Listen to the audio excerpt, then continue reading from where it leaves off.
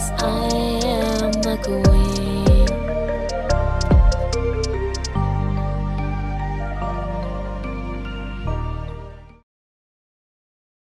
Hey guys, welcome back to another book grant video. Yes, it's been a while. We will work on that. But we are back and we are in obviously a different location. That was one of the things I kind of worked on in that process. And today we are going to be doing one of my favorite books, Hooked by Emily Mcintire. I'm not gonna lie, I filmed a video for this a while ago, and I got to a point I started editing and I just didn't like it, so we're doing it again. But yes, we're doing Hooked, and yes, it is one of my favorite ones. I read this maybe a year or so ago. It was honestly like a year, maybe two. It was a while when I kind of got back into my reading habit, things like that, kind of got back into reading. It was one of my first dark romances, and I think I didn't know much about dark romance at that time. I hadn't read too much of it. I really didn't know much about it. But I think what drew me to this one was it is a Peter Pan retelling, basically. It's a fractured fairy tale. It's the first one in her Never After series. It's a Wendy falls for Captain Hook story type of thing. And me, growing up, loved Tinkerbell, absolutely obsessed. So I love fairy tale retellings, honestly, of like different ones. So when I found this, it was like, yeah, it was dark romance, didn't know much, but it left a heavy impact. I'm gonna just say that. Like, you don't even have that book that just, I don't know, you read it and you just you're different. It changes you. It leaves its mark on you. You don't really know how to explain it. That's what this was. That's what this was for me. Like, I still think about it constantly. I'm debating rereading it because I don't do a lot of rereads, but this one was just, I really did like this book enough that honestly I bought the collector's edition. I don't buy a lot of collector's editions, so when I saw this one, it's so pretty. The shininess, the design, the sprayed edges, and it has Darling on it, which is her nickname. I just think it was so pretty. I started buying a few collector's editions, especially ones of books that like I've really been into. But this one I definitely was like, I saw the collector's edition, I'm definitely gonna get it.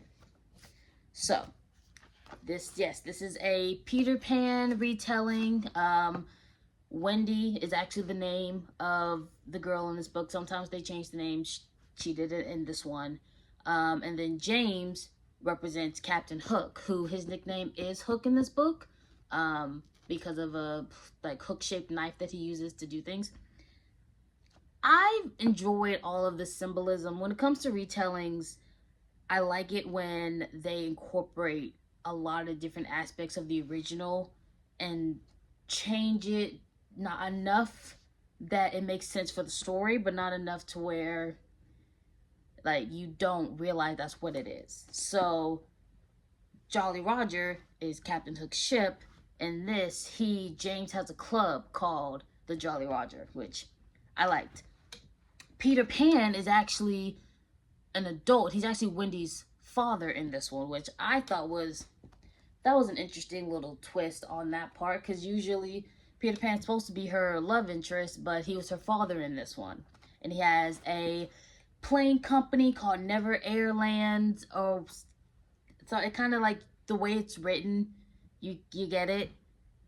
And then like pixie dust is like a narcotic that's being sold on the streets, so it's very like intuitive. Like I liked seeing when it came up, like, oh, I like how she incorporated the different aspects of the fairy tale, but made it dark and also made it like real world aspect. This isn't like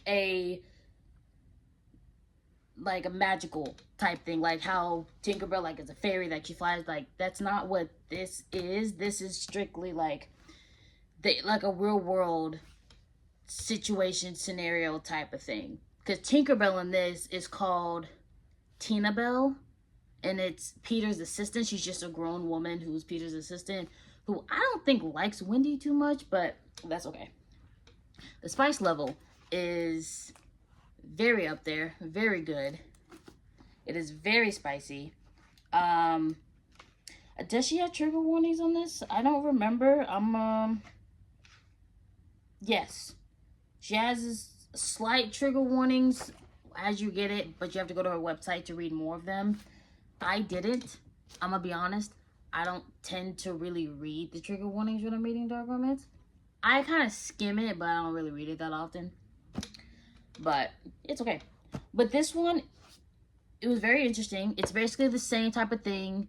James wants revenge on Peter, which that was interesting on how you found out. Her little brother John is in it, which was fun. Wendy comes to like James's club and like he meets her and he wants to use her for revenge, and it's the classic, you know, he wants to use her but then he falls in love with her. So he does still kind of get in that way, but at the same time leaves her out of it and finds another way to take down her father, who subsequently, that's not the right word, I don't know what word that is, who you find out later killed his parents. But yeah, it is, there's revenge, there's betrayal. Well, James thinks she betrayed him. She really didn't. She really didn't. But obviously you're not gonna know that. And it was, yeah, I don't really know. The impact this book had on me, I don't know how to explain. Because I think it was, I was getting back into reading. I was discovered the dark romance genre. I think I read maybe, this might have been before I read Haunting Adeline, to be perfectly honest. But it was one of the first ones that I read. And I think it also helped to cement me becoming a dark romance girl. And yeah, that's kind of just it. I was gonna go into super detail, but I didn't want to go through every single thing that happens in the book in case people want to read it. But that's basically, I was just a really big fan of the Peter Pan story, so that's why it was really interesting. The clock. Speaking of the clock, I just remembered about his uncle, because James, his uncle was the crocodile in this. And he had this stupid stopwatch that he had with him. He had a stupid little stopwatch that ticked, and James heard it. And I think they had a really bad relationship. And I think his uncle also was part of who put him towards the path of revenge. Because I don't think it was his real uncle. I think it was someone who took him in. Or it could have been his real uncle. Again, I ain't read this in a minute. I should have probably reread it, but that's okay. But there's the man that raised him after his father and his parents were killed. And he had a stopwatch. It ticked. He hated it. He hated this man, who he does actually eventually kill. So, we love the revenge. We love it. It's great. But, yes, this was a very good book. I very recommend it. It is the first in the series. They're in they're standalones, so they're in technically the same series, but they're not connected. They're just the same vibe. They're all fairy tale retellings. And then this one has special edition. I keep saying I don't know what's wrong with me, but that's really all I really have for this one. I really recommend it. It's really good. It's crazy. He does go crazy on her, though, when he thinks she betrays him. Man locks her up and tortures her. Not terribly.